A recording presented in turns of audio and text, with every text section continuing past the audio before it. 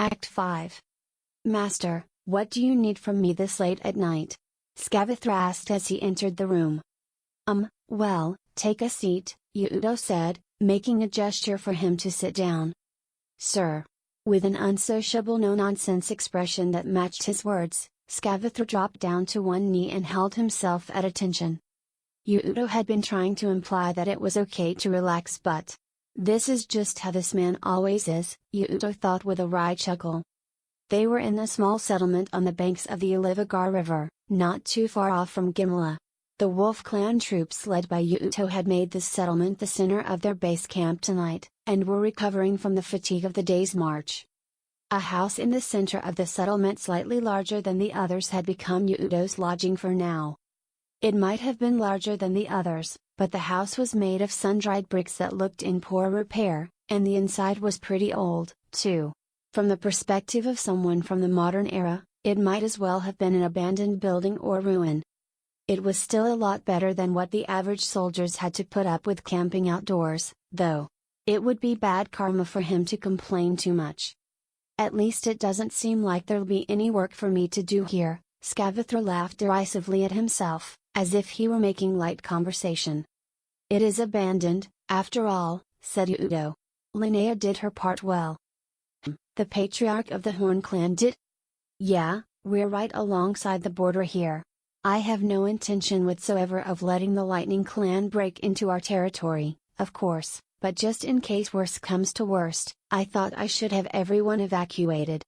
When invading an enemy country, pillaging the local towns was the long-held custom in Yggdrasil. So Yuuto had a duty to protect the people within his clan territory as their patriarch. That said, this area had originally been the territory of the Horn clan, and the locals were hardly accustomed to being ruled by the Wolf clan. His forces couldn't just roll in and say, "We're going to have a war now, so hurry up and evacuate your homes, and go off somewhere else." It would be questionable whether the people would obey in the first place, and it might also invite a hostile response. Linnea, on the other hand, was widely beloved and respected among the people here, and she was familiar with all of the small villages and settlements in the area. More than anything, she was incredibly skilled at setting up organized plans and executing them. He'd figured she'd definitely be able to secure a destination for the people to evacuate to, and take measures to ensure they got the food and water they needed. It was a fitting example of finding the right person for the right job. All right, to start off, here you go. Yuuto sat cross-legged in front of Skavathra, and handed him a silver cup. Then he proceeded to fill it up with the wine he'd had Felicia procure for him. The sinister and gloomy man in front of him broke out in a pleasant smile. Well, to think I get the pleasure of my master pouring me a drink himself. I'm really grateful to you, Yuuto said. This is the least you can let me do. I haven't done anything worthy of gratitude, but still, I accept. That's good. Skavathra downed the whole cup of wine in one quick gulp, and then shivered slightly as it hit him. He truly seemed to have enjoyed it. Yuuto knew that this man was a huge fan of alcohol, and of this type of wine in particular. Yuuto stilled himself, and broached the subject he needed to ask. So, how many did you kill on the way here? 3. With this many people all together, a few fools are bound to show themselves. The current Wolf clan forces, including reinforcements from the Claw and Horn clans, numbered around 5,000 in total. In addition to all of the Wolf clan's recent military strides, their recent victory against the Hoof clan must have been some kind of turning point, for there had been a stream of skilled fighters making their way into Wolf clan territory over the past month, with the hope of becoming commissioned officers. There were more than a few among their number who could only be described as scoundrels. And with everyone preparing to head into battle, there were those whose fighting spirit also heightened their aggression. It was inevitable that there'd be incidents of trouble at the villages where they had stopovers. I'm sorry for making you be the one who has to kill his comrades, Yuuto sighed. It was an inevitable problem. It couldn't be eliminated entirely. But he'd been able to reduce it. It was for that reason that he'd needed to make everyone thoroughly aware that the crime of disobeying military orders carried a severe punishment. There was an old Japanese proverb, punish one, warn 100. It meant that punishing one person for their crime or mistake can serve as an example to others, deterring them from committing that same crime or mistake. No one would want to kill someone who'd been their comrade up until yesterday. However, someone had to be the one to do it. It was all the more true at that time in particular, when they were marching to do battle with the Lightning Clan. If it wasn't made abundantly clear that one mustn't disobey the orders of their superiors, then even a winnable battle might be lost. There was no space for naive talk of ideals or principles. The one who executed those punishments would be resented, shunned, and feared. And the one who had taken that role upon himself was Scavathr. "There is not a single thing for you to apologize over, Master," said Scavathr. "I don't feel the slightest bit of pain over cutting down fools who would hurt women and children. This is my way of making amends to my wife and child." He was already over 30. In Yggdrasil, where marrying during one's teens was totally normal, it would be strange for him not to have a family of his own. But Scavathr was alone. He had lost his wife and 8-year-old son when bandits broke into his home. "It really should be my job to do it, though. Master, to our people you are a light of hope. A social outcast like myself is a more fitting choice for such dirty work." But, still. Yuuto understood. Logically, he knew Scavathr was right. That was why, when Jurgen's child subordinate was executed, he'd restrained himself from saying anything. When the citizens were raining jeers down upon Scavathr, Yuuto had wanted to come to his defense, to shout out loud that their patriarch was truly the one to whom they should direct their anger. He had felt sick with himself as he received everyone's praise, and he'd wanted to set the record straight with them all. But that would have only served his own self-satisfaction. Scavathr had taken that hated role upon himself for the sake of the nation, and Yuuto couldn't allow himself to sully that noble determination for his own petty reasons. Even knowing all that, he still had trouble accepting it emotionally. It was unbearable for him to watch someone else take on the dirty and unpleasant roles resulting from his decisions, while he remained clean and blameless. A clan's patriarch must seek the happiness of the many. This was the result of that, and another example of putting the right person to the right job, but Yuuto still couldn't forgive himself. "Hey, do not feel like you need to take everything onto yourself at such a young age," Scavathr chided kindly, with a somewhat nostalgic look in his eyes. "It's fine to leave these sorts of things to adults." If his son were still alive, he'd be Yuuto's age now. Perhaps he saw a bit of his son in Yuuto. But it would have been uncouth for Yuuto to ask about that. "Master, there are things that only you can do. Only the lion can hunt the tiger. Please protect the smiles of the people of the Wolf Clan. Nothing would make my wine taste sweeter than that." "The Lightning Clan has 8,000 men," Yuuto said. "There's not as great of a gap in numbers between us as there was with the Hoof Clan, but they've still got the advantage on us by a lot." He'd gotten the info from Christina, and the numbers were likely fairly accurate. Once more, the battle ahead of him was going to be a rough one. The next day, Yuuto moved his troops across the Alivagar River into Lightning Clan territory. He'd managed to avoid letting his enemy make the first move and prevented the invasion of his own territory. At least for now, that meant he'd won the battle on the information front. He set up his troop formation with the hills at their backs, and had them rest to regain their spirits while he waited for the Lightning Clan's army. That army showed themselves 2 days later. It was here that the first spark of the fires of war was lit between two clans, Wolf and Lightning. A battle on level ground usually began with the exchange of arrows. The common strategy was to use the archer fire as moving cover, while using chariots to close the distance or flank, until finally the two sides were pulled into close combat. "Hey, why are there arrows reaching us from that far away?" Steinthur stood atop the earthen fortifications he'd had constructed for his battlefield headquarters, tilting his neck quizzically as he stared out toward the front lines. The wind was blowing from his side, so it should have been a headwind for the enemy. And yet, as if to spite that, the Wolf Clan's arrows were reaching his men from outside of the range of his own archers. It was profoundly mysterious and upsetting. "I have heard that the Wolf Clan patriarch has a number of strange tools at his disposal," a well-built man at Steinthur's side answered in a humble manner. "Perhaps this is the effect of one of them." His severe face carried the air of a military veteran, while the composed look in his eyes indicated a calm intelligence. His name was Thiefi.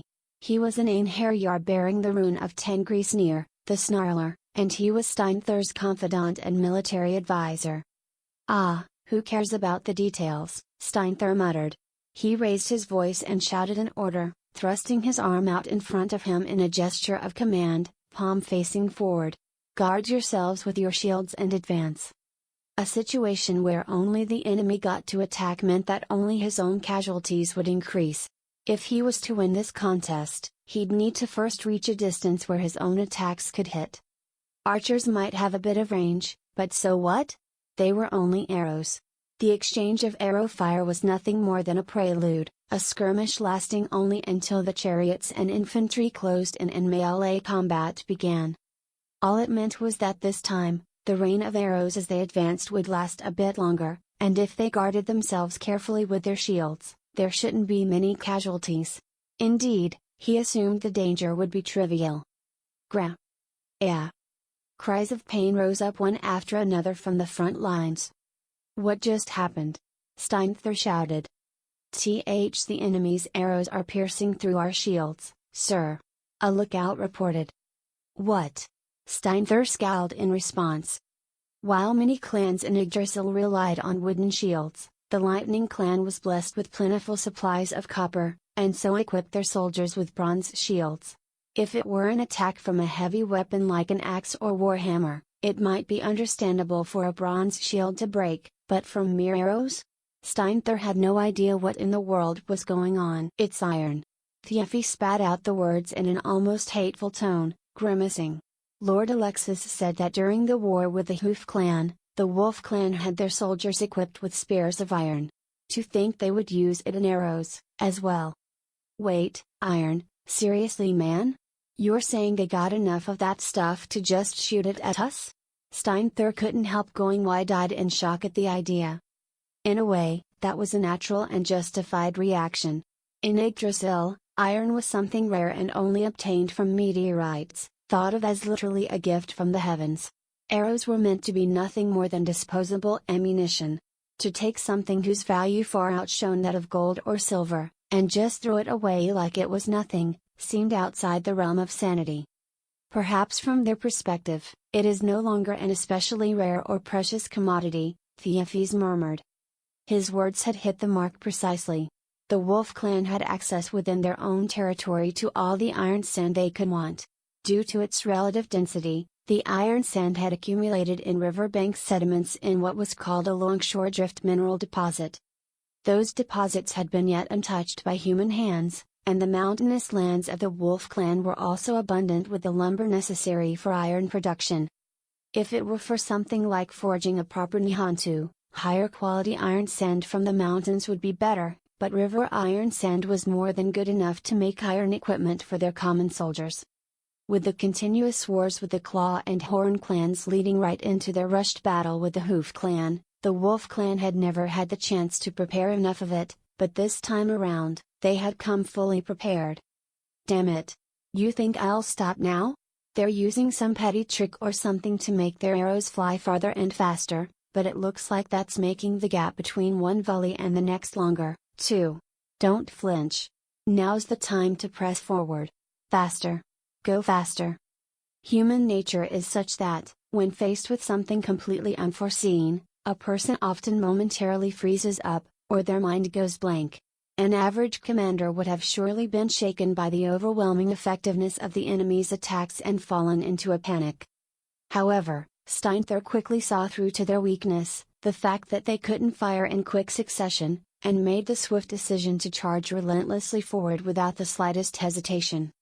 This was indeed the man who, despite his youth, had won battle after battle as commander, and within a scant 3 years had come to rule over all of northern Vanaheimr. However, even someone as great as he could not begin to imagine that the fusillade of iron arrows was, to the Wolf clan, really and truly exactly as he had said, a petty trick. The Lightning clan soldiers were about to experience the true terror of the Wolf clan army. "The enemy forces aren't stopping. They're charging this way," the lookout reported. As expected of the Lightning clan, Yuuto nodded with his chin in his hand. They're known for dauntless courage in battle, after all. Not even crossbows could stop them, huh? The crossbow was a type of bow that had been used extensively in China as early as the 5th century BCE. It was made to be held horizontally instead of vertically. The arrow was placed on a wooden base called a stock, and could be fired by pulling a trigger. Pulling the bowstring back required more time and effort than a normal bow, and so it lacked the capacity to fire in quick succession. While an expert archer might be able to fire 10 or more arrows in 1 minute, a crossbow wielder might only manage 2. In exchange, it boasted range and penetrating power the likes of which bows of this era could not hope to compare to. And the arrowheads were iron, not bronze. That hardness complementing the arrow's flight speed made for a mighty weapon. Furthermore, in Yggdrasil, the vast majority of soldiers were peasant farmers. Learning to use a bow effectively required a lot of time and training, but a crossbow only required a fraction of that to obtain a base level of accuracy, and it provided the same strength of firing power no matter the user. It was the ideal weapon for peasant soldiers, provided to them centuries ahead of its time. "All right, it should be time now," Yuuto said. "Have the crossbowmen fall back." Yuuto could see that the Lightning Clan soldiers were making their way through the rain of iron arrows, closing the distance, and would soon be within range to attack the Wolf Clan army.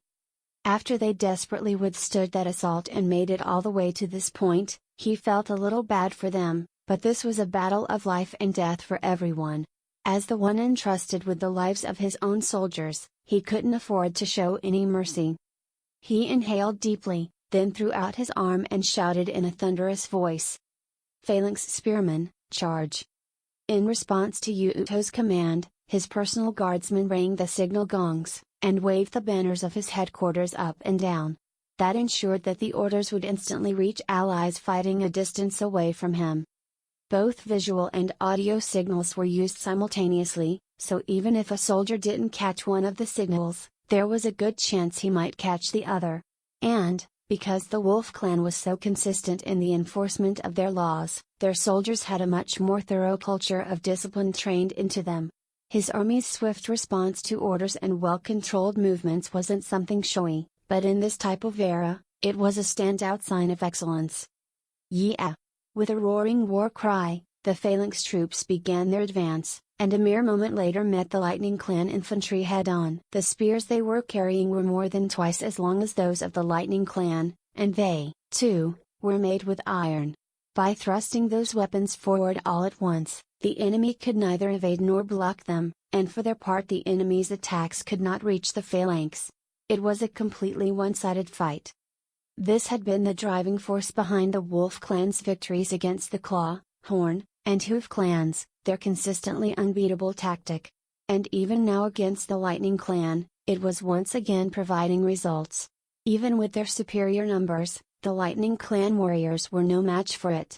They fell dead, one after another, in the face of the Wolf Clan's assault.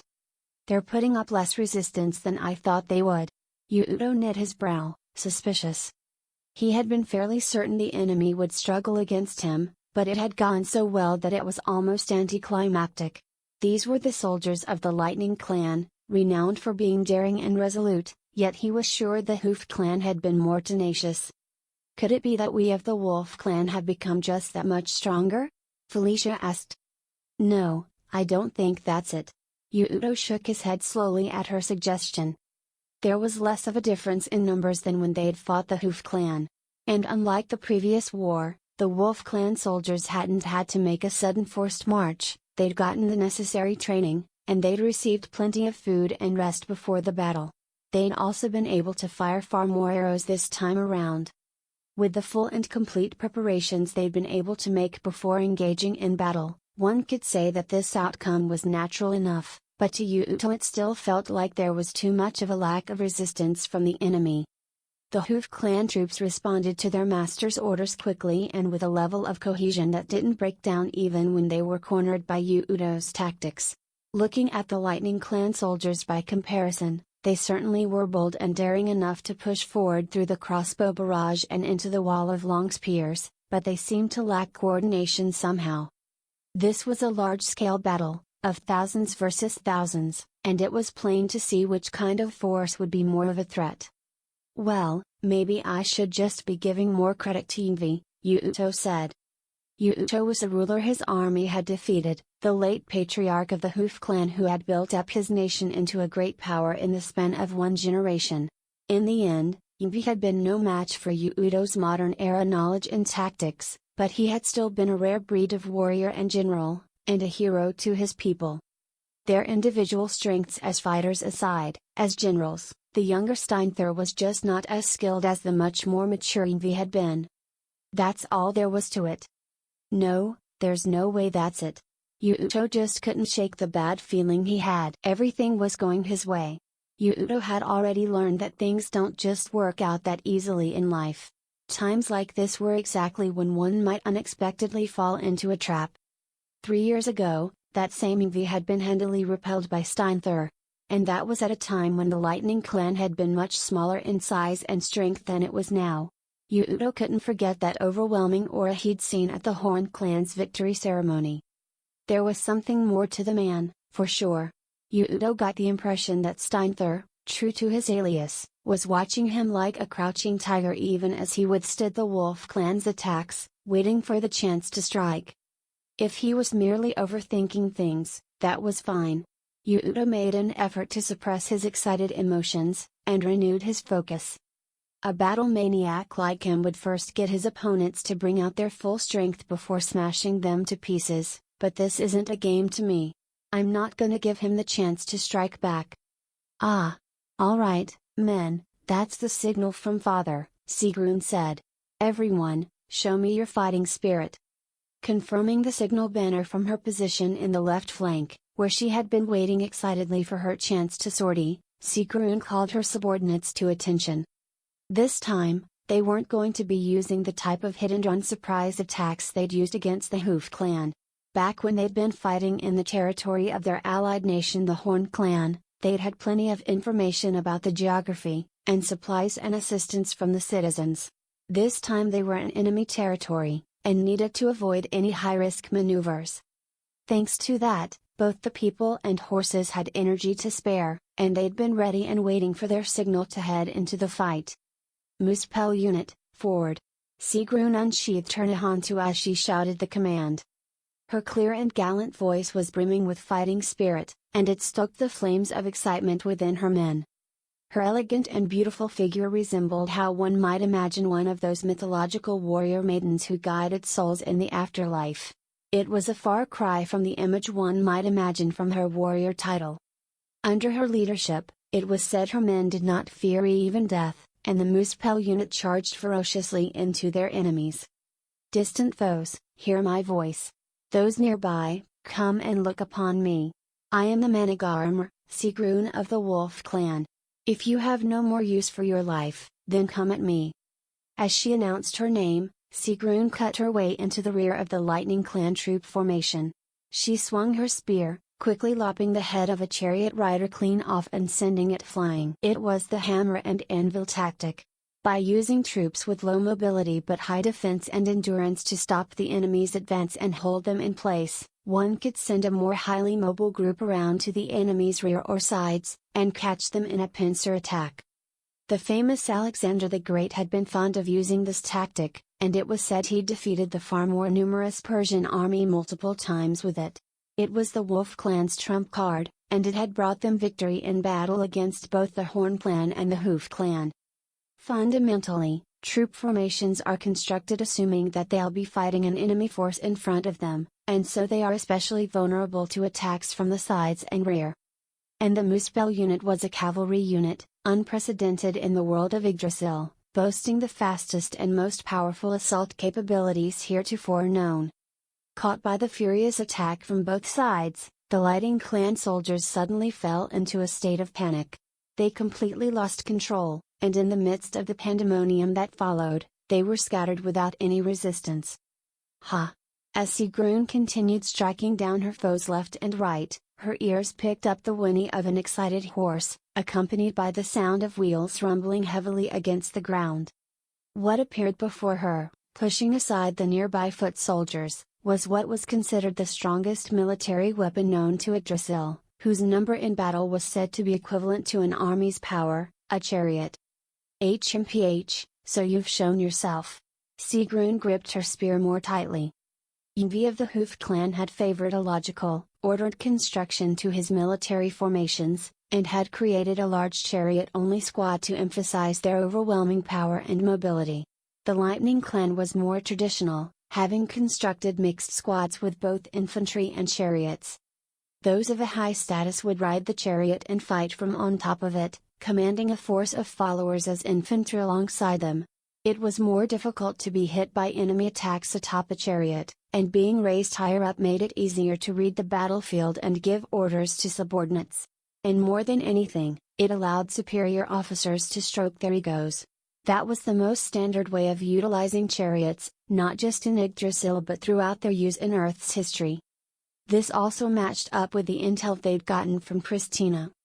"I'll put a stop to your antics here and now, wolf girl," the large man atop the chariot platform shouted, and readied his spear and shield.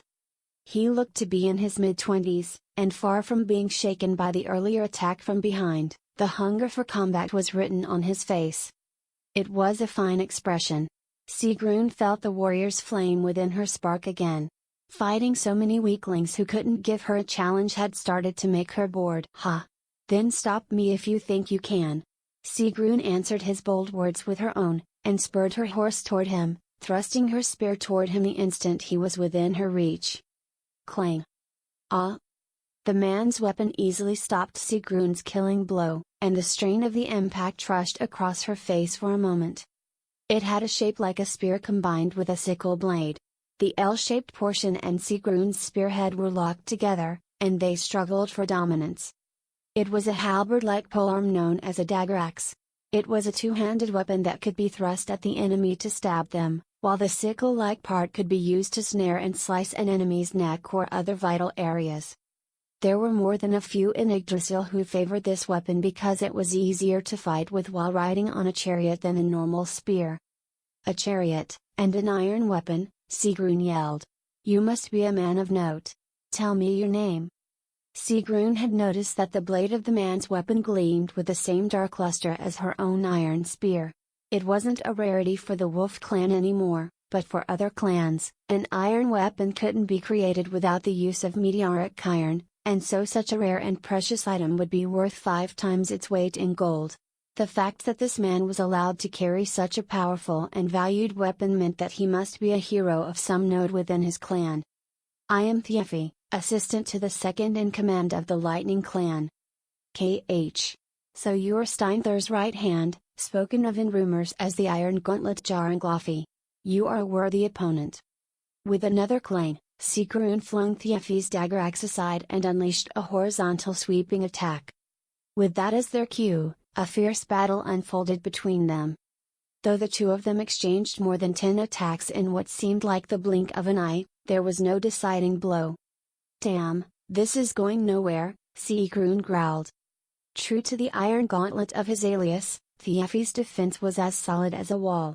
No matter how many attacks Sigrun threw at him, she felt no indication that she could find a way to break through it. That was perhaps to be expected of an Einherjar extolled for valor even within the nation ruling over all of northern Vanaheimr. It was only natural that even the strongest silver wolf would not be able to defeat him easily. Sigrun's main objective was taking Steinthur's head. In truth, she knew she couldn't afford to be kept fighting here for too long. In that case, Sigrun released her right hand from the haft of the spear. Although this is so obvious a fact that it might not need mentioning, holding a weapon in both hands gives its attacks considerably more force than merely holding it one-handed. For Sigrun to deliberately switch to holding her weapon in one hand, and her non-dominant hand at that, created a gap in her defense that could be called nothing short of fatal. Thiefi suspected for a moment that it might be a trap, but his warrior's urges were stronger. Before he had a chance to think, he reflexively thrust forward his dagger axe. "Ha!" Sigrun let out a fierce cry, and there was a flash of silvery light from near her waist. "Wha?" The head of the weapon Thiefi had used to overwhelm and dominate his opponents had been sliced cleanly off. The veteran Einherjar's face twisted with shock and surprise, and for a moment, he couldn't move. Just like when Yngvi's weapon had been sliced in two, this was due to a single strike from the Nihontu. Normally, iron can be made harder through a heating and cooling process known as quenching. However, meteoric iron has completely different material properties from natural iron found in underground ores, or man-made iron created through the thermite process. It cannot be made harder through quenching. And so, a weapon made from meteoric iron was no match for a blade folded, tempered, and hardened countless times. It was soft by comparison. Prepare yourself.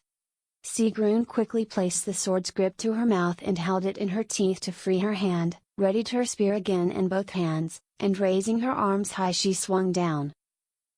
And witnessed the iron spearhead being broken off. "Hey, this guy's my right-hand man," Steinthur said. "I can't go letting somebody kill him that easily." KH. The red-haired young man whirled his massive hammer around to rest it on his shoulder, laughing boldly, and Sigrun felt a shudder run through her whole body. Was it from joy that her target, the Lightning Clan patriarch, had shown himself before her? Was it from anger that her favorite spear had been destroyed?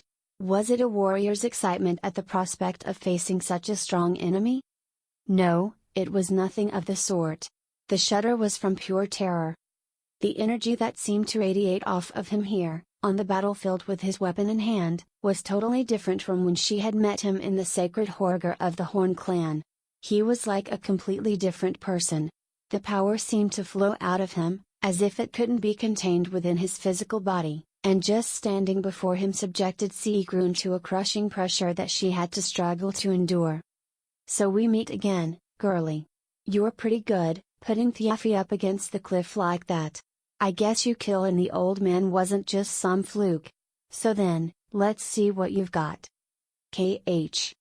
The hammer created its own wind with the force of its swing as it swept down toward Sigrun, and she threw aside the now useless spear and intercepted the attack with the Nihontu. "Oh?" Steinthur said.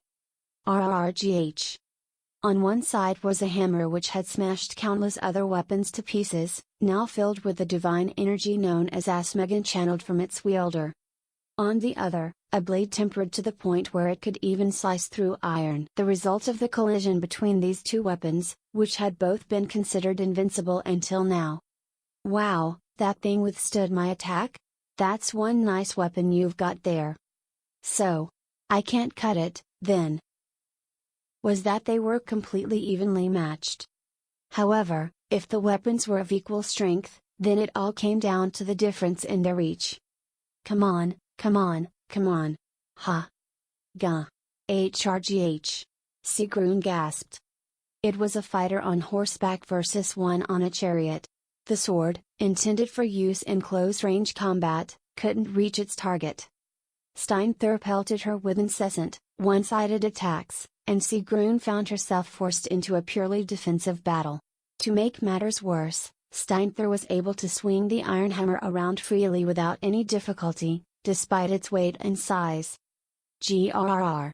As she withered the hail of blows, Sigrun somehow managed to take advantage of a small gap in Steinthur's attacks to put some distance between them, and immediately pulled on the reins and spun her horse around. Strength recognizes strength. For two expert fighters, a few moments in mutual combat was enough for them to each gauge the other's relative strength to some degree. Sigrun understood that if she continued to fight in this situation, all that awaited her was an absolutely certain death. "We're retreating!" Sigrun shouted the command as she kicked her horse. Her hands wouldn't stop shaking, but this time it wasn't from fear. Steinthur's fierce attacks had left her hands so numb, it was all she could manage not to drop her sword. "So that's what you meant by doesn't break and doesn't bend, huh?" Sigrun murmured. "Looks like I was saved by you again, father. If I hadn't had this, I would have been pounded into a lump of meat by now." Sigrun gritted her teeth, weighed down by the feeling of defeat. Since she had received the title of Managarmr, this was the first time she had been so completely and thoroughly beaten. She turned to look behind her. The Muspel unit was properly following her, urging their horses to keep up. They didn't seem to have suffered many losses. The advantage they got from attacking the enemy's rear had borne fruit. To her, that was the greatest consolation. The Muspel unit has begun to withdraw. The Wolf Clan lookout called. Is Rune okay? Yuuto shouted. Sir. She is alive and well. Really? Even at a distance, there is no mistaking Lady Sigrune's silver hair, sir. I see. Yuuto breathed a heavy sigh of relief at the report from his lookout. He admonished himself that as patriarch he shouldn't show such favoritism. But controlling his emotions to conform to that logic was not so easily done. Regardless, he'd managed to confirm her safety, and that was all that mattered. His heart had regained a sense of calm, but now another problem had reared its ugly head. So, he brushed off both the hammer and anvil and Rune, did he? With a hand over his mouth, Yuuto muttered to himself, puzzling over what to do. Up until this point, those tactics had never failed to settle a battle in his favor. Just the fact that his established winning formula had broken down was enough to make him feel things were heading in an unpleasant direction. The twin rune Einherjar, he murmured. I told Sigrun to run if she judged that she couldn't win against him. It looks like she listened. The divine power of a rune was said to grace fewer than 1 in 10,000 people, and Steinthur's body held that power twice over. Steinthur had overwhelmed Sigrun with his presence even during their brief meeting in the Horn clan capital. Sigrun was still young, and she was someone important to the future of the Wolf clan. Taking that into consideration, Yuuto understood that it might hurt her image, but he couldn't allow her to do anything too reckless. More than anything, he just absolutely didn't want to lose her, though he fully knew how naive that thinking was for a patriarch. So even for the Managarmer, it would seem that facing a tiger was too heavy a burden for a lone wolf to shoulder. Scavathra spoke dispassionately as he examined the battlefield from atop a horse nearby. His pale and withered frame struck an even more unsettling figure than normal here on the battlefield, but to Yuuto, his almost irritating level of deadpan calm was something dependable about him. When I gave her those instructions, it looked like it hurt her feelings a bit, though, Yuuto admitted. I felt bad for her. It was the right decision. If you had not done that, I think that in all probability she would have put her pride as a warrior first and continued fighting, and there would be another body on the field by now. That savage hound dog only ever listens to your orders after all, master. I can just picture how frustrated she must be right now, hey. Ah, excuse me. Scavathra placed a hand over his mouth, but didn't fully hide his smile. Harsh talk, as always. Scavathra always played the role of the unlikable pariah, but he had a bit of a sardonic personality to begin with. Yuuto cast him a sideways glance, shook his head, and got his thoughts back on track. This is a mass battle. It doesn't matter how strong that guy is, we just have to beat him with sheer numbers. He stared out at the movements on the battlefield. Sigrun's ambush may have failed, but the situation on the ground was still overwhelmingly in the Wolf clan's favor. If his forces kept up the push, enemy soldiers should start to flee at the realization of their heavy disadvantage, and the enemy formation should fall apart. If he struck at that vulnerable moment, no amount of valor could withstand it. Rah! Suddenly, a great war cry louder than anything so far rose up in unison from the Lightning Clan warriors. It was enough to shake the very air, and Yuuto could feel the vibrations against his skin. Yuuto didn't need to wonder what was happening. He knew. His face became tense and he grit his teeth. There he is. Yuuto's eyes spotted the shock of burning red hair, conspicuous even from far away. The young man drove an ornamented chariot clearly different from the others, one hand swinging around a long warhammer large enough that a grown man might struggle to lift it. He raced past his own vanguard and charged into the Wolf clan forces. That's exactly what they call the poor man's courage. The corner of Yuuto's mouth turned up in an ironic smirk. Facing foes no matter how strong, ignoring the odds no matter how bad, Steinthur was simply fighting head-on without relying on any tactics or petty tricks. As a matter of fact, it was really cool. So cool that it was sickening. If the enemy was going to come at him with an idiot's brute force courage, then that was cause for celebration. But deep down, Yuuto also found it hopelessly irritating. the poor man's courage, the courage of a man who hastens to rash action without thinking whenever the blood rushes to his head. Felicia, standing next to him, responded by easily reciting the explanation from memory. A petty courage without any discretion or judgment, revolving only around physical strength. Yuuto just stared at her, wide-eyed and astonished. One time during a discussion about Steinthur, he had brought up that old idiom and told her about it. "I'm surprised you remembered that," Yuuto said. "That is because I always make a habit of memorizing your words of wisdom, big brother." Felicia's response was quick and matter-of-fact, and looking at her smiling face, Yuuto gave a wry smile of his own.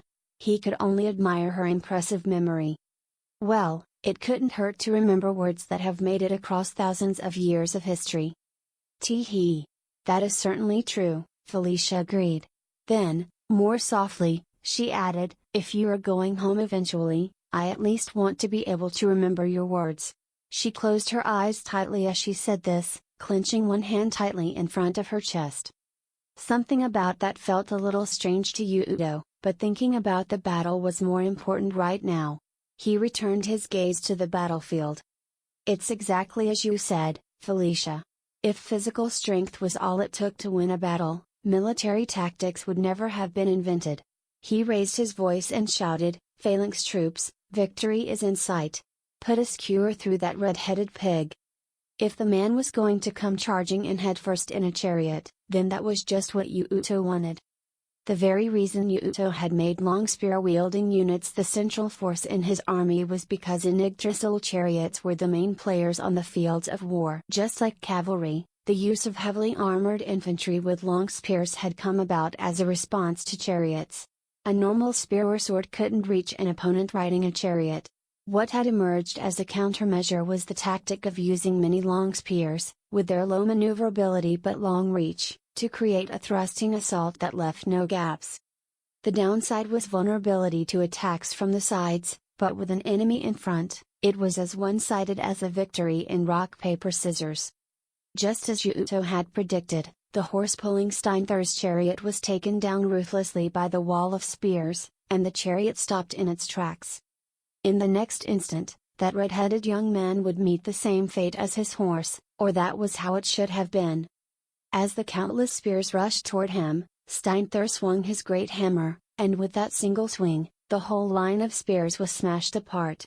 He followed with another swing as he leapt down from the carriage, and several soldiers were sent flying. He swung once more. The Wolf Clan soldiers tried to guard with their iron shields, but even those were smashed to bits and blown away as if they were nothing. It was impossible to even guess just how much strength was put into each one of those blows. It wasn't human. One might have thought it was the work of an elephant or a large bear. The Belt of Strength, Megingjurth, and the Shatterer, Mjolnir. These two abilities had brought forth all the fury of a storm cloaked in lightning. And into the wide gap that had been created, the Lightning Clan soldiers behind Steinthur rushed forward, and the Wolf Clan's hardened defensive formation was pried open by force. What is this?" Looking down at the scene playing out before his eyes, Yuuto gasped. He'd controlled the war for information, acted swiftly to take the best terrain with hills protecting his rear, and set up advantageous formations. The power and range of the crossbows had slowed the momentum of his enemy and let him grasp the initiative.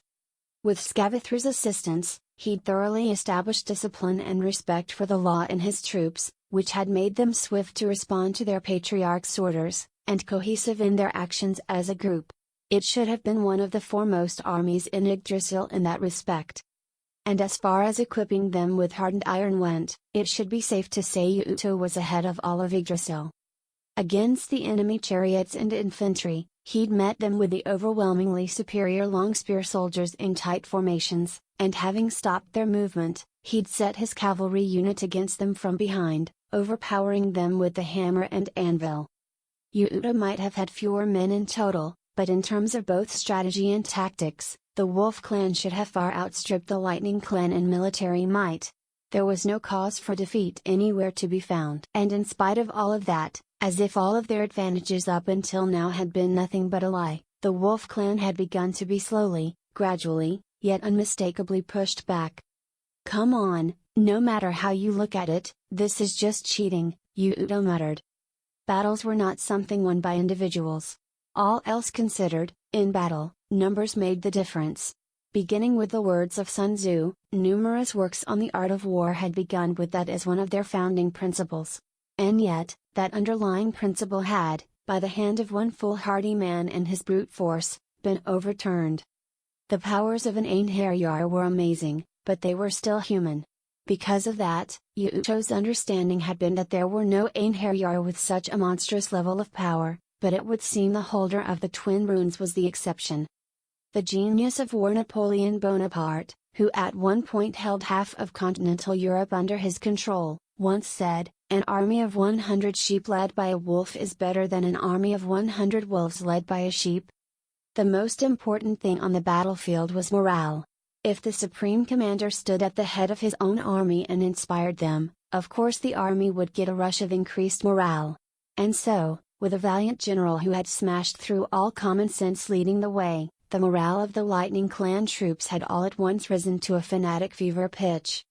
Riding that wave, they had pushed back the supposedly superior Wolf Clan forces, and were even now beginning to overpower them. "My strength can move mountains, my spirit can cover the land, is that what this is?" Yuuto spat out. "Seriously, this guy isn't actually a previous incarnation of Xiangyu or something, is he?" He had gone past amazement and was now simply aghast at what he was seeing. The quote was one part of a poem Xiangyu had once composed and recited himself. Xiangyu had won a great victory against an army of 500,000 with only 30,000. He'd gone up against another army of thousands with only 28 horsemen and taken the enemy general's head, striking down hundreds on his own in the process. Whether it was greater or lesser, Steinthur's strength was of that same nonsensical quality. "Master Scavathor, what is it? As our strategies so far have not been effective, perhaps we should retreat for now, before it is too late." "NNGH." Yuuto glowered and gritted his teeth.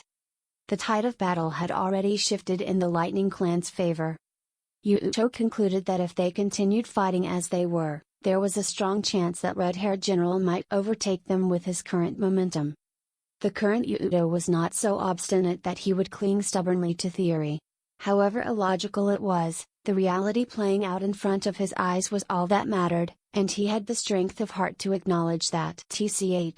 "I had wanted to decide things here, but knowing when to retreat is a crucial part of war too, huh?" he said.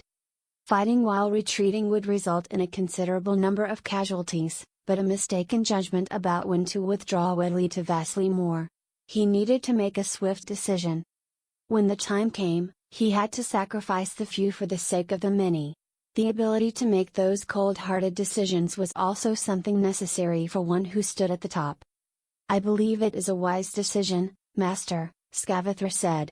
"Please, leave protecting the rear guard to me." "You really do always take on the worst jobs," Yuuto sighed. "Don't die out there." "Hey! I won't die. Didn't you tell me once before, Master? Ill weeds grow apace. The unlikable ones are the ones most likely to succeed." Scavathor's mouth twisted into a sneer. Waiting at the tail end of the retreating forces in order to hold the enemy at bay, the rearguard had the most dangerous mission with the highest chance of death. Even knowing that, this man showed not the slightest change in his emotions at the prospect, and even tossed out a joke. He had considerable grit. With a tight, severe expression, Yuuto gave his command. "We're retreating. We will withdraw methodically, carefully, and quickly." Steinthur lay about with his warhammer. Ra! Blood stained his body red, which gave rise to even greater bloodlust. No matter who came at him, no matter how great the number of enemies, he couldn't be overwhelmed. He trampled all in his path with his unmatched strength. "There really is no end to them," he muttered. A knot of soldiers rushed forward, filling the gap he'd managed to create in their formation. Their coordination was impressive. Once they were in place, they rained down a deluge of spears at him. Even Steinthur couldn't dodge such a perfectly coordinated attack. He was forced to stop in his tracks and focus on striking down the weapons coming at him. Though the enemy lines were crushed every time he charged forward, His reckless attacks meant his allies couldn't advance either. Nor could the Lightning Clan, which was waiting in reserve, utilize their full power. HMPH, no point in worrying about the details. It's just a test of endurance now. For every foe he struck down, another came in to take their place. Still, their numbers couldn't be infinite. Steinthur's stamina wasn't infinite either, though. He couldn't keep fighting forever. If he retreated, or was defeated, the Wolf Clan would overwhelm the Lightning Clan in no time at all. The outcome of this battle depended on him. Knowing that was enough for him. Hey, this is finally starting to get fun. Steinthur wiped the blood off his forehead and grinned savagely. The tension that came with knowing victory or defeat hinged on your actions was quite invigorating. Steinthur truly lived up to his title of battle-hungry tiger. He seemed to be the incarnation of war itself. In his 3 years as patriarch, he'd spent a scant 3 months in his capital, Bilskirner. The rest of the time had been spent on the battlefield. But he had never been satisfied. He'd thirsted for a real challenge, something his enemies had never been able to give him. The only time he'd felt even the least bit of excitement was when he'd faced Yngvi of the Hoof clan. In deference to that, and to the fact that he'd been presented with a girl that was to his liking, he had sworn the oath of the chalice with them. Thinking back on it now, though, that had been a mistake. Because then Steinthur had no one worthy to fight against. Just as he'd been considering breaking the oath, he'd heard that Yngvi had perished in battle. Supposedly he had perished at the hands of one of the weakest clans, the Wolf Clan. He'd been thwarted by their patriarch, a young boy in his teens. The Wolf Clan had been so weak Steinthur had forgotten they existed. How had their patriarch managed to defeat Yngvi, especially with such a small army? Naturally, this had piqued Steinthur's interest. Fortunately for him, the Gothi had secretly asked him to destroy the Wolf Clan, as he had suspected the clan might bring Ragnarok to Yggdrasil. This had to be fate. Steinthur didn't doubt that this young man had been sent to him by the gods as an obstacle in his path of conquest. Seeing his opportunity, he'd forced the Gothi, whose name he'd already forgotten, to let him meet with the man they wanted dead.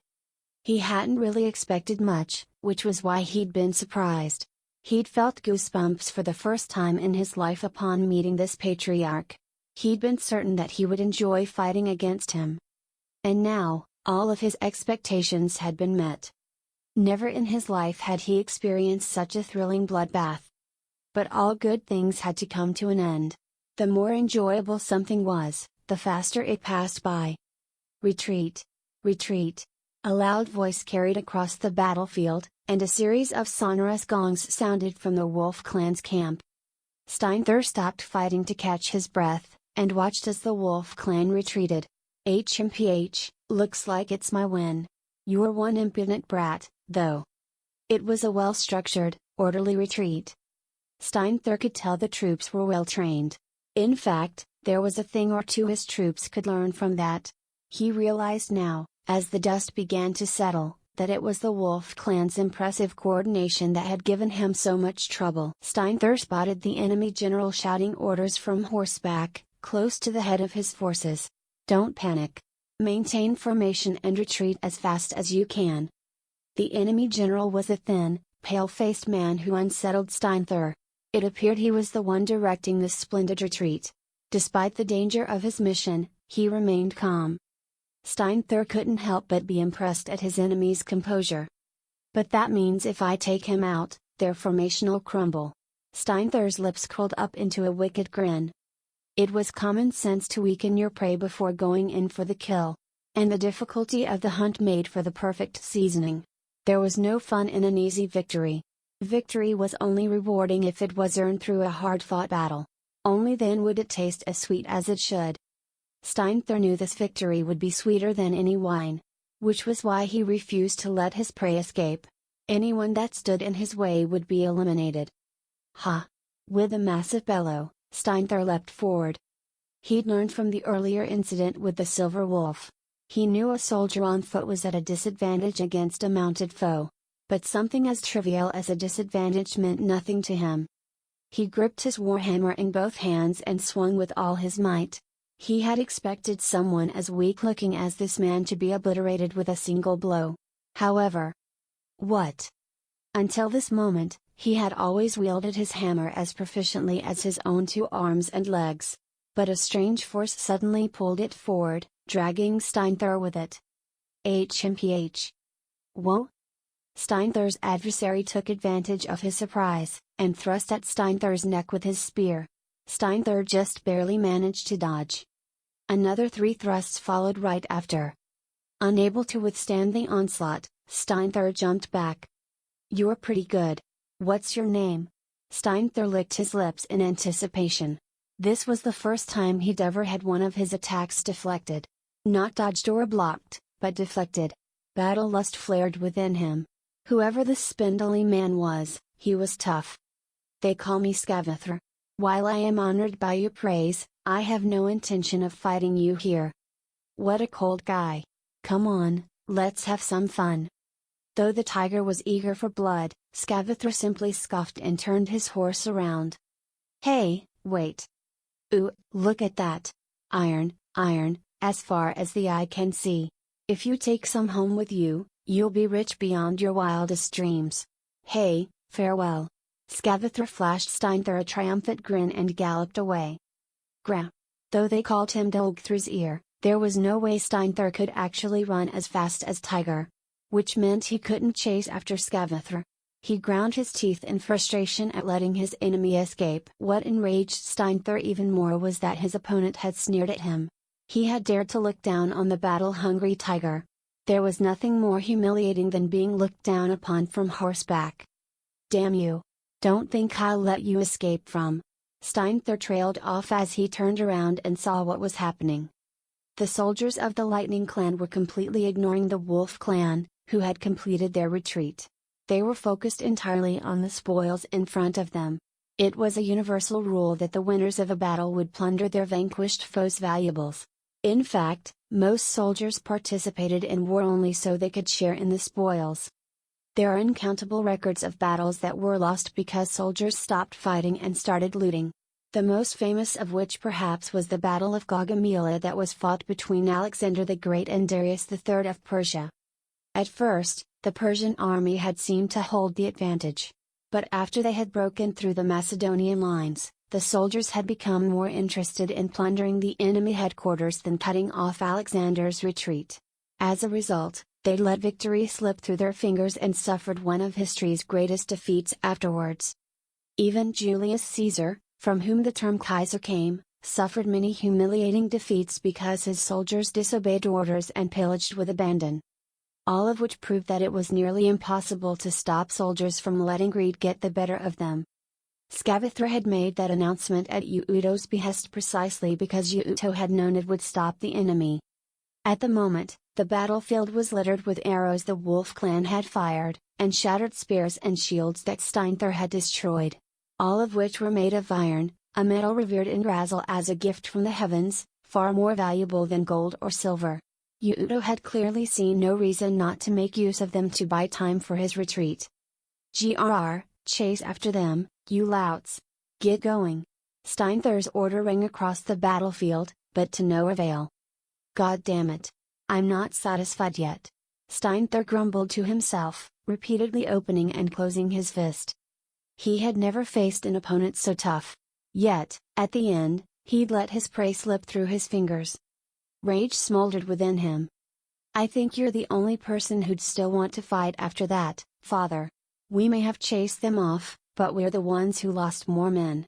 Thyafi, Steinthur's right-hand man, shook his head, his expression grim.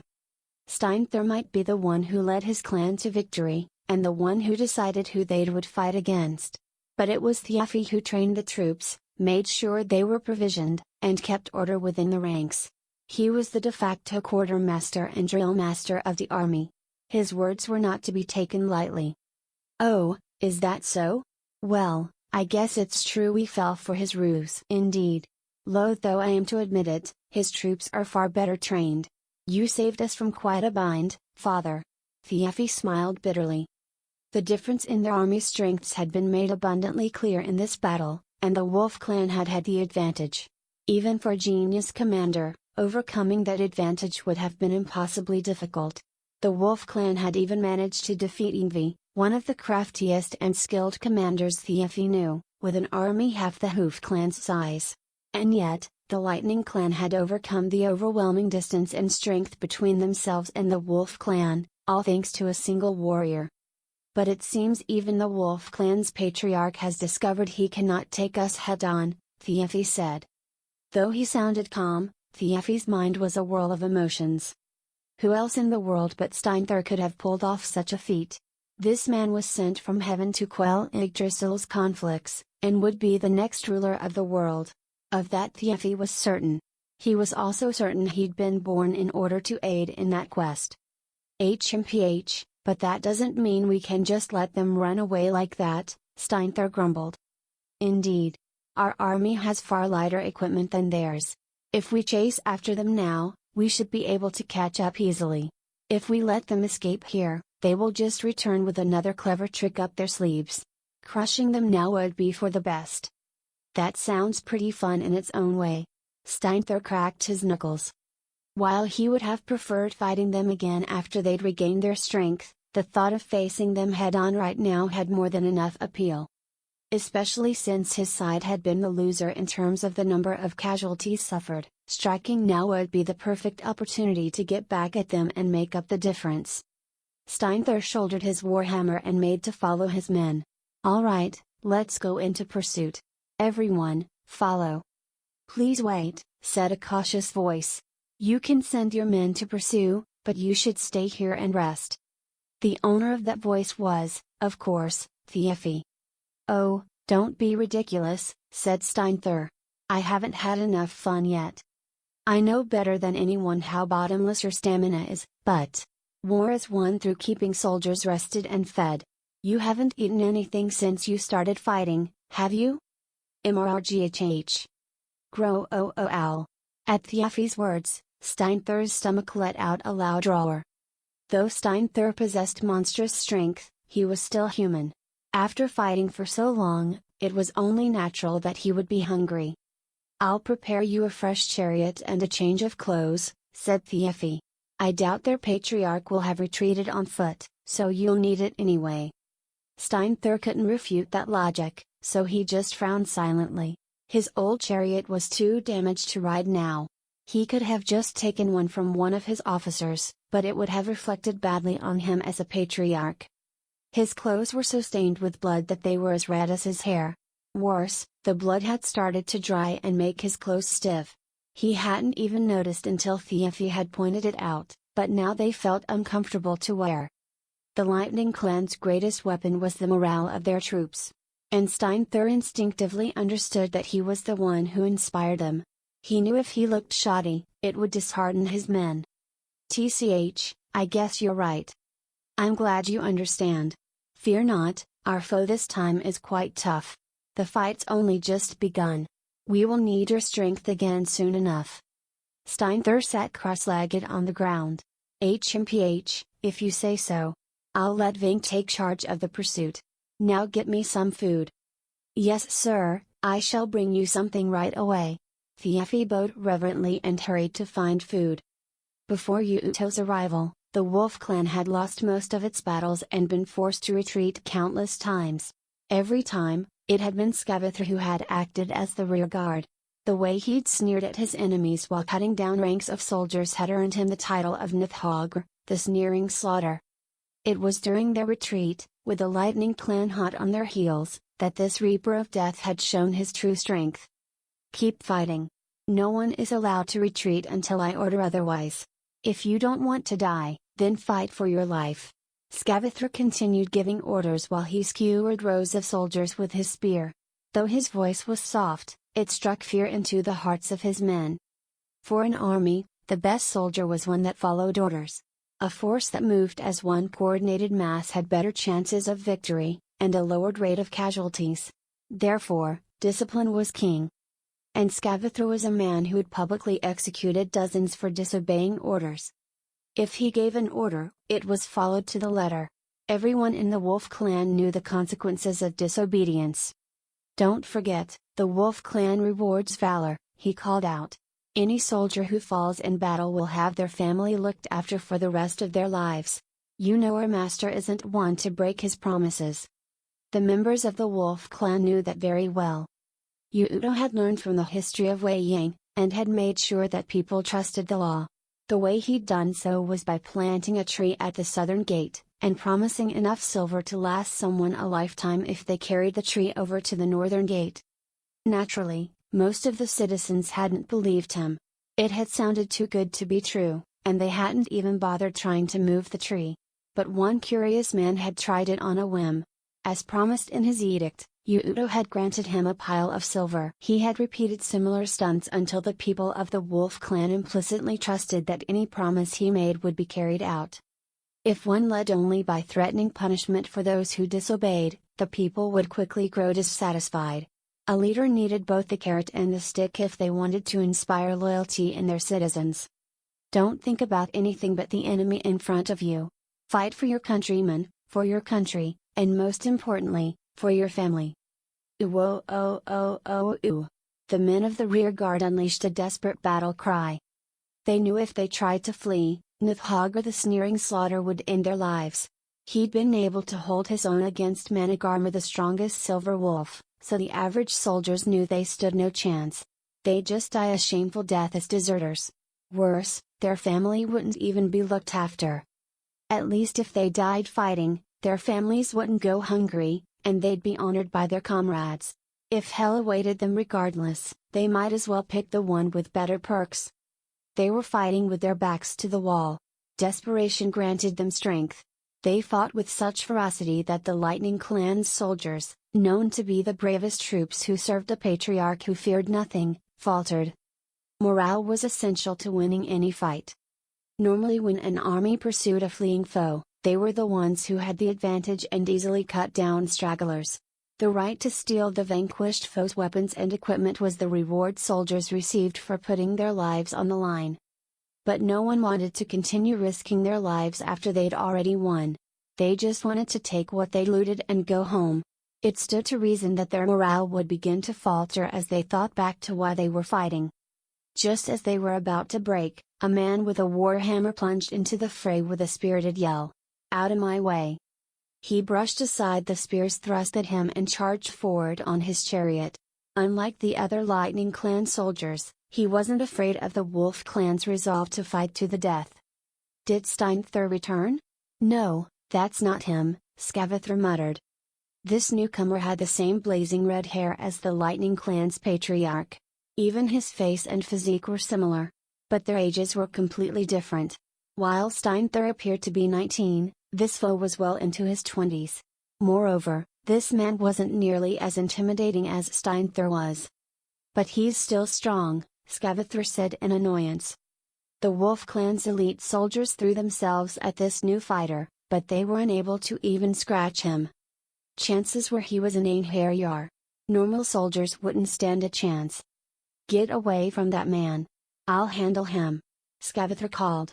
He had finally managed to rouse them enough to fight to the death. He didn't want the morale he'd worked so hard to build to be ruined by one man. He drove his spurs into his horse and thrust his lance at the newcomer.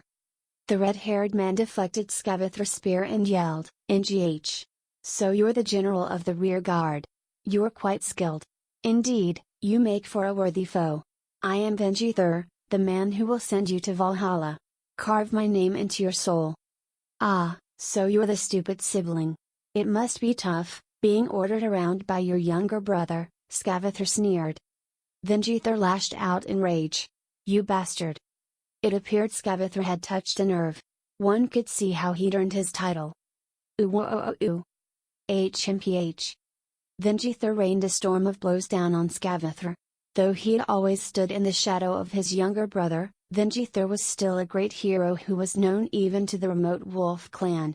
He was the Einherjar of Gridarval, the giant club. And true to his name, his blows were the heaviest Skavathor had ever felt. "When it comes to pure strength, you've even got our Silver Wolf beat," Skavathor said coolly. "Silver Wolf? Oh, you mean Managarmr. Well, she's just the strongest among a bunch of weaklings. If it weren't for my brother, I'd be the strongest man." "Wha? Ugh! A searing pain burned through Vingithur's chest. Scavathor's spear had pierced his heart. Vingithur hadn't even seen the blow coming. "You're not worthy to be my foe."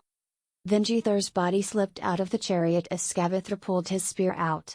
He didn't even smile as he flung the blood off his weapon. The Lightning Clan troops all looked at their leader's corpse. One of their greatest heroes had just been slain, and by a man who looked like the Reaper of Death himself. While the Lightning Clan soldiers hesitated, the Wolf Clan army pressed forward. Yuuto, one of the Lightning Clan soldiers, dropped his weapon and fled. With that, the floodgates were open. One after another, soldiers began to flee in desert. "Looks like we fought them off," Scavathor said. "In that case, there's no reason to remain. Let's retreat, men." Nithhagar. Nithhagar. Nithhagar. The Wolf Clan soldiers raised their weapons and cheered, glad to have survived. Scavathor had served as the rear guard for countless battles in which they had retreated. He no longer remembered how many anymore. Despite that, he'd always survived. This gloomy, sinister-looking man appeared to have been shunned by even death himself. But that was precisely why his soldiers found him so reliable. Because they knew he would get them out of any death trap imaginable. "Ving is dead?" Steinthur couldn't believe what he was hearing. His brother was 8 years older than he was, but he'd served him well, and together they'd made the Lightning Clan into what it was today. And even in Yggdrasil, where the bonds made by vows were more important than bonds of blood, losing someone he'd known ever since he was a child was still a terrible blow. Well. Steinthur was never a man to hide his emotions, and despite the fact that there were people around him, he began to sob loudly. He began to use his iron hammer to crush the rocks and trees around him. He was exactly like a child throwing a tantrum, and there was nothing anybody could do to stop him. "Thiefi. This is your fault. You were the one who told him to do it. I never thought for a moment that my plan would cost Vingithur his life. Words cannot express my sorrow." "That's right. It was your fault. Your fault. I'm sorry." "Your apologies won't bring him back." Steinthur rammed his foot hard into Thiefi's stomach. Thiefi landed hard on the ground and tumbled backwards several times before coming to a stop. Even after he stopped moving, though, he lay crumpled up on the ground, spitting out blood. He must have damaged his internal organs. "I'm sorry. Are you all right?" Steinthur yelped. The sight of him in so much pain seemed to bring Steinthur back to his senses. He ran over to Thiefi and helped him up. "No, compared to the pain of losing your brother, father, this is noth. Gra." Thiefi tried to hide his pain, but his body wouldn't let him. He collapsed back to his knees, unable to stand. Thiefi was renowned for his strong body, but even he could barely move. Steinthur had used a kick, not his hammer, but his strikes were still unbelievably powerful. "I'm so sorry," Steinthur moaned. "I was the one who agreed to your plan, and I was the one who sent Ving out there." "Ha! Ha! Do not concern yourself with me. Focus instead on the battle in front of us. My uncle's death has struck fear into the soldiers' hearts. This time, you'll have to go out there yourself." Of course. You're right." The childlike confusion faded from Steinthur's face, and once again the lust for battle burned in his eyes. He would have to avenge his brother. He swore to himself that he would get revenge, but first he needed to worry about his men who were still living. "But Thiefi, you need to rest," he added. "What? I will always be by your side. Uga. Look at yourself. I can't take you to the front lines like that. But if you die, what will I say to Roskva back in Bilskirner? The bonds of the clan are important, but so are bonds of blood." When he told Sigrun that he couldn't afford to lose the man so easily, Steinthur had meant it. Thiefi's sister Roskva was a master politician who did an excellent job of ruling the clan capital.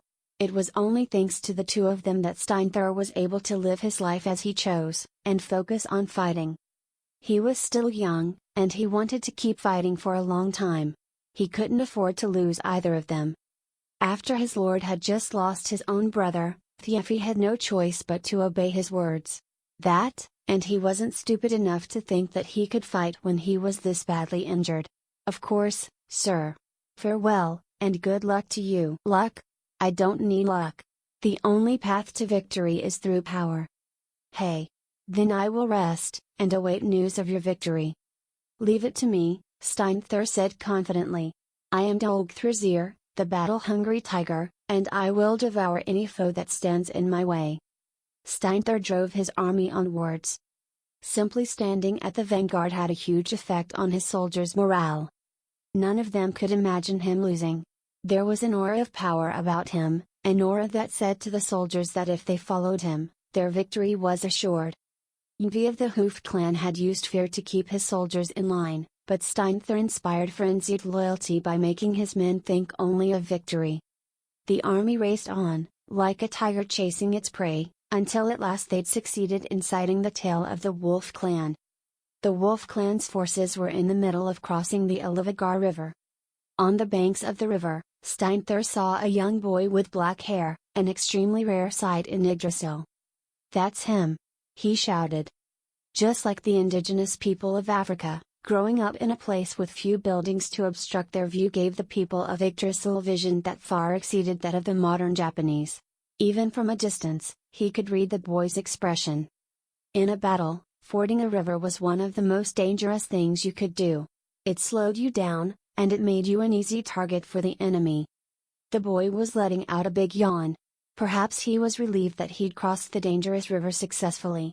If so, he'd let his guard down far too early. Hey! I won't let you get away! Steinthur whipped his horses and spurred his chariot to go faster.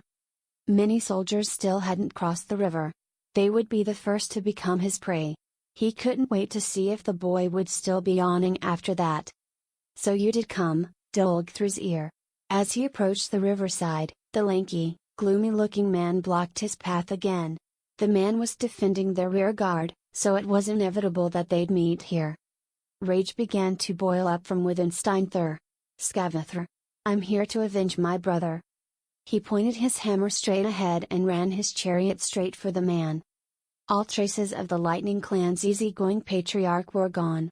Now he had the face of an angry demon, and the aura of power surging around him was more intense than it had ever been before. But his brother had been famous for his valor, and this foe had slain him. So this was no ordinary opponent. The man shrugged off the flames of Steinthur's rage with a cold smile. The armies of the raging Lightning clan and desperate Wolf clan collided. Ha! With a shout, Steinthur brought down his iron hammer on his hated foe. This strike was far more powerful than the ones he'd used in the last battle. But that strange force appeared again, and his hammer deviated from its mark. Ha! Whoa! Steinthur blocked Scavathor's counterattack with the head of his hammer. He'd already fought this foe once. His technique was easy to block, once you knew it was coming. All right then, how about this? With a cry of "Ora ora ora!" Steinthur shifted to using fast attacks instead of powerful blows. The innate sense for battle that he was born with was telling him that this opponent was best fought with many fast attacks, instead of a single strong one. He didn't even need to use his full power to begin with. His Asmegan contained the divine power of the Mjolnir, and it could crush anything in a single swing. Or at least, it should have. But the lanky Wolf clan member was still standing in his way, and the spear in his hand was still unbroken. He's fast. Steinthur muttered. And what was worse, his foe's spear would target the small openings in his attacks. It was hard to see, and harder to block. The battle had gone on for a while now, but his hammer had almost never found its mark. It was almost enough to make him think he was fighting a ghost. But he'd figured out the trick. I get it. Your skill is to make my weapon slip. I guess you would figure it out, yes, Scavathor sighed as he struck at Steinthur's hammer from below in mid-swing, sending it flailing upwards. Before, he would have taken advantage of this opening to strike, but instead Scavathor kicked his horse in the side and spurred it away from Steinthur. Scavathor panted. Ha! Ha! Ha! Steinthur could see that the man was exhausted. The man's face had seemed at first to be sardonic and easygoing, but now it was dripping with sweat and exhaustion. He could understand why. Steinthur's attacks weren't supposed to be blocked. Doing so would simply destroy your weapon. So instead of trying to block the attacks head-on, his opponent would deflect them in another direction, protecting his weapon. It wasn't as easy as it sounded. Deflecting an attack in that manner was far more difficult than simply blocking it, especially against an enemy of unparalleled strength like Steinthur. Just thinking about it was enough to make him dizzy. Wait, I thought that silver-haired she-wolf was supposed to be the strongest, Steinthur commented. You're way stronger than she is. I'm not the type who enjoys the spotlight. And her style is far more beautiful than mine, isn't it? Don't worry. In another 2 years or so, she really will be stronger than me, Scathra said flatly. There was no false glory or braggadocio in his words. He seemed to be simply stating the truth. If Sigrun were here, she might have thrown a tantrum. Phew. I guess it's about time. Scathra pulled his horse's reins and turned it in the direction of the river, then rode it forward. The rest of his men in the rear guard were using their long spears to keep the Lightning Clan army at bay as they began to cross the river themselves. You're running again? Steinthur shouted. Our army is almost done crossing the river. There's no reason for me to stay here. I won't keep letting you get all. What? Suddenly he saw an arrow out of the corner of his eye. Instantly, he tilted his head to dodge it. Haou is one of the Horn clan's finest archers. And he's very good. Scathra smiled as he drove his horse into the water. Steinthur rushed to follow him, but then he saw a man on the other side of the river with 3 arrows cocked into his bow. Tch. Steinthur used his hammer to knock them down.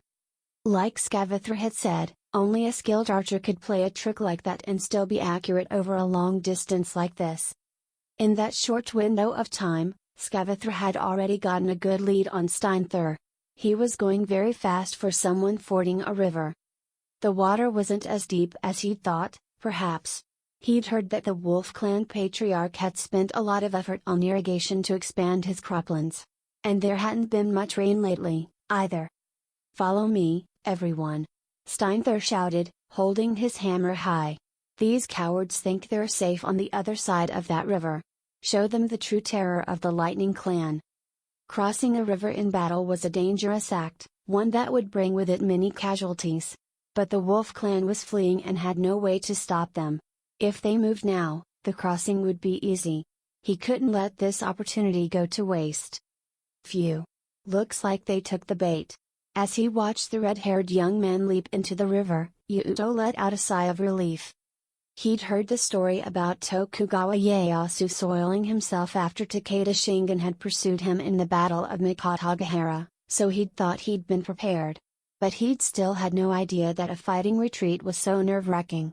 This was far worse than he'd thought. Great work, Yuuto. Albertina called as she offered him a water bottle made from the dried stomach of a sheep. With Felicia gone, she had offered to guard him instead. Yuuto took the bottle and greedily gulped down its contents, then collapsed into a carriage. I never want to go fishing again, he sighed as he stretched out his limbs. They had used the fishing hermit, a strategy where an army's forces were split into 3 parts. One would let the enemy force to them to retreat as bait, then lure them in to where the other 2 were waiting. Then the rest of the army would surround them and wipe them out. The strategy was said to be both invented and put into actual practice by Shimazu Yoshihisa during the Japan's Warring States period. There were other similar strategies from all around the world. The Mongols were said to have been masters of using fake retreats to surround and destroy the enemy. The strategy he'd chosen for this battle was an adaptation of that. The way Yuuto saw it, the key to the fishing hermit strategy lay in the bait. If they ran too soon, the enemy would sense a trap. Only after a real battle could you make the enemy feel that they'd truly beaten you. Only then would they have no idea they were falling into a carefully laid trap. At that point, any incongruities would just seem like a coincidence, something that could be easily ignored as you pressed in for the kill. It sounded easy, but a fighting retreat to lure the enemy in was extremely difficult. Any retreat could easily turn into an all-out rout. Only because they were being led by Scathra, a man who'd experienced many such retreats in his life, and because their emphasis on laws gave the Wolf Clan a degree of cohesion that was rare in these times, could they even hope to pull it off. Never show your trump card first. And if you do, make sure you have something else up your sleeve, Yuuto quoted to himself. That's good advice. That was a line from a popular manga from before Yuuto was born. It was still something you saw online a lot, and Yuuto had seen it several times. True, the hammer and anvil tactic was far beyond any other tactics in use right now. It was Yuuto and the Wolf Clan's trump card. But there were no absolute guarantees in this world. You never knew how a battle was going to go. If he used the same tactic again and again, eventually the enemy would develop a way to counter it. So just in case, he'd thought up another card to put up his sleeve. Another reason the plan had been successful was his soldiers' absolute confidence in him, but Yuuto still hadn't realized this. "All right, I suppose it's time to end this," he said. "Everybody ready?" The Lightning Clan army was 3/4 of the way across the river, and they seemed to almost have reached the other side. Suddenly, however, the smile on Steinthur's face was replaced with a look of tension. The enemy must have dug trenches, because light infantry appeared out of nowhere on the other side, holding strange-looking bows in their hands. Then they began to rain arrows down on the Lightning Clan forces as they crossed the river. "Tch." Steinthur grunted as he spun his hammer in a circle, blocking the rain of arrows from hitting him. But the horses in front of him weren't so lucky. They'd been given horse armor to block arrows, but those couldn't stop arrows made of iron. With a dying whinny, they went down into the river. Gya! Gfwa! The Lightning Clan soldiers behind him were screaming in agony. Steinthur gripped his hammer tightly and unconsciously gritted his teeth. "He set up an ambush while we chased them.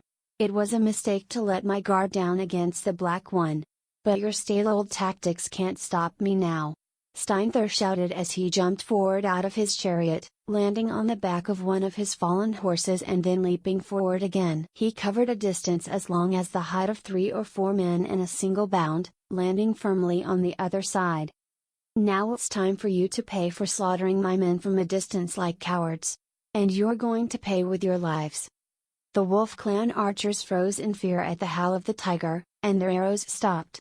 They were completely overwhelmed by the sheer intensity radiating from him. "HMPH. You don't exactly play by the rules, do you, Dolgthrazir?" asked the lanky man, reappearing again. "You're not going to run anymore?" Steinthur's lips curled up into a smile. "Correct. My master has given me strict orders to stop you here." Scathithra lowered his spear and charged on his horse at Steinthur. As he charged, his horse began to move faster and faster. That was just what Steinthur wanted. "You think you can do that?" Steinthur's smile was that of a carnivorous beast. This foe fascinated him, but the man had already escaped twice, and he was beginning to feel frustrated. He was very happy to see his enemy coming to him. "Ha!"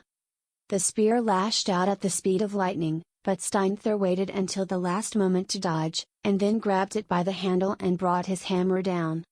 Scavithra's spear, which had survived so many of Steinthur's attacks, shattered easily. Steinthur tossed the remains of the spear he was holding back over his shoulder and laughed. "I've learned to counter your techniques. It will take more than you to stop me." "Yeah, I never thought I could fight a monster like you alone." "Huh?" As Scavithra smiled, Steinthur saw a woman he recognized behind him. A silver Valkyrie, holding a sword high above her head, was charging for him on a coal-black horse. "Steinthur, I've come to pay you back for the way you mocked me." "Ha! Too easy." Steinthur easily dodged her attack, but when he went to strike back, what looked like a black snake lashed forth and wrapped itself around his hammer. "Would it be all right if I joined in the game, as well?" A girl with long, golden hair and loose clothing that looked like it had no business being on a battlefield was riding a horse and holding a whip in one hand. He recognized her. It was the girl who'd been standing next to the Wolf Clan's patriarch. The force that was pulling at his hammer was far greater than the thin arms of a girl could generate. She was clearly an Einherjar. "Gah! Get off me!" he shouted. "Oh dear, how dangerous!" As he yanked hard at the hammer, the girl let the whip relax and fall. Perhaps she knew she couldn't beat him in a test of strength. But Scavathr took advantage of the opening this created to draw and strike with the blade at his side.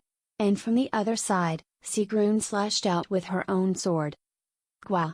Steinthur moaned in pain as he was attacked by both the new and old Managarmers at once. Even he was forced to go on the defensive against these fierce attacks. But then the indomitable tiger patriarch of the Lightning Clan just laughed. Ha! There are 3 of you, and that's the best you can do? Who said there were only 3 of us? What? Steinthur heard the sound of something whistling through the air, and he quickly twisted his body. He felt something brush right past his cheek. Don't forget about us, either, the young man with the bow spat. We have a very old debt to repay to you. It was the young man who had been firing arrows at him from across the river before. Haou, his name was. 3 chariots sped past the archer. They had spears attached to their wheels, and they tore through any Lightning Clan soldiers that had made it across the river. He recognized the white-haired girl in the middle chariot. It was the young patriarch of the Horn Clan. The 2 men at her side were muscled and tough, too. Both of them had shining runes on their left shoulder. The 4 Einherjar of the Horn Clan, the Brisinga men, were all here. You're up against 7 Einherjar, Scavathr sneered. Still want to laugh? Even as he chuckled, though, Scavathr kept attacking. Yeah. Let me tell you what your greatest weakness is. You see, you're too strong. Look, your allies behind you can't keep up, can they? Scavathr was right. The water wasn't that deep, but it still went up to a man's waist. And they were also exposed to a hail of crossbow fire. Most of the Lightning Clan army had barely advanced at all. And anyone who did make it across the river would be faced with Einherjar chariots. Steinthur was completely cut off from the rest of his forces. With a howl, the Thin Wolf clan launched a sideways attack. He was about to block it with his hammer when a chill went down his spine. That was his instincts talking. Steinthur listened by bending his body to the side, and the blade of the Silver She-Wolf clan lunged through the space he'd made. He locked the blade at his side with his arm and tried throwing her off horseback by making a sharp turn, but an arrow heading for his side forced him to let go and repel it. A split second later, Scavathr attacked him with a diagonal downward slash. They didn't allow him even a moment's rest. Hiya! A foot soldier's greatest advantage over a horse rider was his maneuverability, so Steinthur used it to dash away and escape their reach. But as he did so, the leader of the Horn Clan forces charged him from atop a chariot and attacked him with a pike. Golden hair swayed at the edge of his vision, and suddenly, a song with beauty unbefitting a battlefield resounded all around. The form of the leader of the Horn Clan forces was doubled. TCH. A Galdr. Steinthur clicked his tongue. Enchanted songs such as this one bestowed various magic effects upon their listeners. Though they weren't significant, in battle, the slight difference they provided could mean life or death. Insolence. Guarding against the attack from the form emanating killing intent, Steinthur roared vigorously and undid the spell. Scavathr fled. Steinthur wanted to go after him, but the man knew he wouldn't stand a chance in single combat, and was already increasing the distance between them. If the Galdr hadn't put a lag on his reaction time, Steinthur would have made short work of the aged soldier. As he ground his teeth in frustration, another chariot bearing the Horn Clan crest charged him head-on. Gah! NH? He raised his hammer in preparation, but froze in shock when the driver and Einherjar both jumped out of it. The chariot was now empty, but the loss of weight increased the speed of its charge towards Steinthur. Of course, the horse didn't want to crash and be hurt, so it quickly turned around, not minding what became of the vehicle. With extraordinary reflexes, he jumped up, placed a leg on the chariot's edge, and sprang forward, negating the impact. After he landed on the ground, but before he could fix his posture, the Silver She-Wolf made her steed gallop towards him. Steinthur! This is your end. The diagonal position of the Nihontu made it clear she planned to finish him off with a sideways slash. The thin man followed after her, looking hungry for blood. The Dolgthrazir was completely cornered. Even the Lightning Clan soldiers, who knew him well, were fully aware of it. However, the likes of you. The fighting spirit emanating from Steinthur's back grew even greater and began to distort the surrounding air like a heat haze. The arm holding the hammer began to swell. "Shall never strike me down." Twisting his body, gathering rotational momentum, mustering all his strength, and channeling Mjolnir's divine powers, he launched a mighty strike at Sigrun's Nihontu. It might have been the most powerful attack he'd ever unleashed. Though the blade could somehow bear it, the same couldn't be said for Sigrun's hand. She was forced to let go of her Nihontu, letting it fly through the air. Steinthur then swung his hammer sideways, breaking both front legs of Scavathr's horse. A whip wrapped around his right hand, but he paid it no heed. The second in command of the Horn clan was drawing close, so he swung his weapon again and pulverized the man's right shoulder. Not wasting a moment, he then took a nearby stone in hand and threw it towards a man preparing to launch an arrow, shattering the back of his hand. He finished off by jumping atop a running chariot and crushing the skull of the unknown Horn clan Einherjar riding it. The shocked Einherjar watched as the battle-hungry tiger leapt off, stood tall on the ground, and roared towards the skies. "I fell for this, you say? Ha! Don't make me laugh. I'm the Dogthr's ear. All and any traps crumble before my might. Kya ha ha! Ha ha ha! Ha ha ha ha ha ha ha ha!" Covered in the fresh blood of his enemies, Steinthur voiced a resounding guffaw. Neither man nor beast seemed apt for him anymore. He was more like a monster, unleashed upon the world by a capricious god. "This can't be." Felicia's voice was hoarse, thick with disbelief. They were the combined elite of the Wolf and Horn clans. As those chosen by the gods, they had powers that made them rise above the rest. And yet, they had yet to land a single strike on this man. They couldn't even scratch him. Not only that, but their efforts had left them drained, withering their potential for further battle. "Not even the seven of us could beat him." Sigrun's expression was one of pure despair. She had been dedicating her life to the arts of war for as long as she could remember, and though she didn't consider herself to be the best in Yggdrasil, she had thought she would at least make the top 5.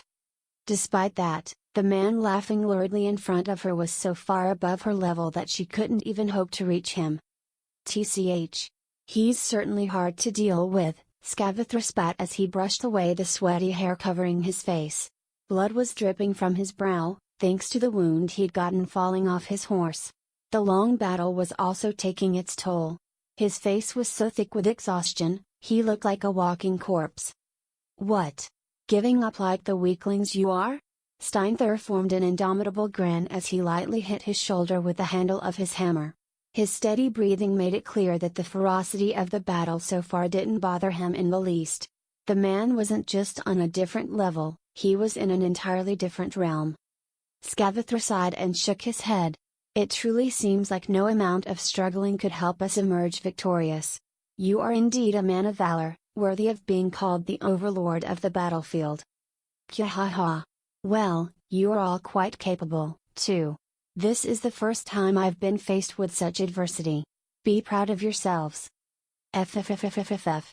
Ha ha ha ha ha ha ha." Scavathra covered his face with his hand and howled with laughter while facing the sky. "Why the laugh? Did the fear make you lose your mind?" Steinthur raised an eyebrow in confusion. "How can I not laugh?" Scavathra retorted. "Did you not find it strange that you're only fighting us and the bowmen? Did it not strike you as odd that we don't have our infantry here?" "What? Did I not tell you that we were ordered to stop you here? Indeed, we're only here to hold you back. A whole 7 Einherjar gathered to keep you away. Be proud of yourself." As Scavathra formed an indomitable smile similar to the one he'd had, Steinthur realized that Sigrun and the other Einherjar were systematically retreating from the battle. A cold chill went down his spine as Scavathra, having lost his beloved steed, jumped onto a passing Horn clan chariot and raised his voice. "No matter how strong you are, it's not but the hardiness of a brute. You are nothing compared to the might of our Lord, the ruler of the 3 realms and master of heaven and earth. Strain your ears. You were too caught up in the battle that you failed to notice the coiling of the all-consuming Jormungandr." The low rumble Steinthur suddenly heard made it clear that the man wasn't merely bluffing. The sound gradually grew louder and more sinister, and soon enough, An enormous wall of water entered his vision. What? A flood? Let me end this by asking it again. Did your beastly mind finally grasp that you fell for a trap, Dolgthrazir? With those words as his last, Skavathor rode away at immense speed. With the violent stream fast approaching him, Steinthor couldn't even give chase to his escaped enemies. Though his leg strength was far above an average human's, it was no match for a horse's, and it was impossible to escape the jaws of the great serpent of water bearing down upon him. His hammer could shatter anything, but that was exactly why it would mean little against water. The sight was overwhelming, and even Steinthor couldn't help holding still in awe. It was something only a god could stand a chance against. Nature wasn't something that mere humans could tame. They could only present offerings and prayers to their gods, hoping they would listen. Steinthor was shocked, unable to comprehend how his enemy could have brought about something like this. There were hellish cries from behind him. He turned around to see the soldiers of his clan despair at the face of inescapable death. And a moment later, with an impact unmatched by any he'd ever experienced, his consciousness was cut off. Hey, nice work. Yuuto jumped off of Albertina's horse and spoke to Linnea, who was looking at the river, completely dumbfounded. The terrain upstream was too rough for chariots, so he'd had to arrive here using the elder twins' help. I have never even heard of such an amazing strategy. Linnea exclaimed. It's just a sandbag strategy. I'm glad it worked well. Upon seeing Steinthor for the first time, Yuuto had pictured Xiongyu and Liu Biu, and that impression had only gotten stronger the more information he gathered. Xiongyu, probably the strongest general in Chinese history, had been an astoundingly valiant sort, second to none. In an era when might made right, he had been unmatched in all his military endeavors, achieving a victory for every battle he took part in. The only great failure had been given to him by the brilliant Han Sen, one of the three heroes of Han. And the sandbag strategy was among the most famous of the clever schemes he'd used. It was a splendid plan that involved damming up the upstream of a river with a simplistic weir, waiting for the opposing force to cross the water, and then breaking the construct, creating a flash flood and effectively using the water as a weapon. You might be the incarnation of a war god, Linnea said in awe. Assisting you with this has been the greatest honor of my lifetime. Aren't you a bit too young to be saying stuff like that? Yuuto asked with a shrug.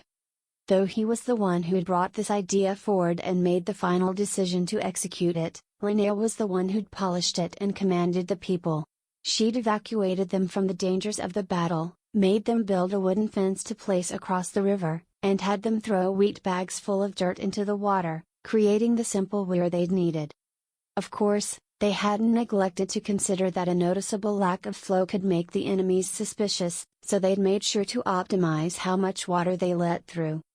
Linnea was loved by the people, excelled at commanding them, and had a knowledge of irrigation and civil engineering in general. Without her, this scheme wouldn't have gone nearly as smoothly. All that aside, was it really all right? Yuuto asked. After a momentary stupor, his sister figure gave a reply he wasn't quite expecting.